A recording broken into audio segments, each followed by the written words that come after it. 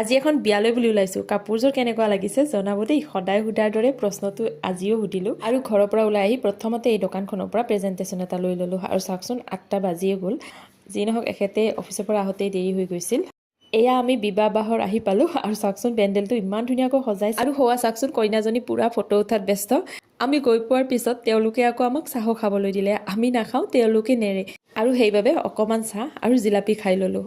বিয়ালৈ অহা বুলিহে ক'লোঁ, কিন্তু কাৰ বিয়া খাবলৈ গৈছোঁ আপোনালোকক কোৱাই হোৱা নাই।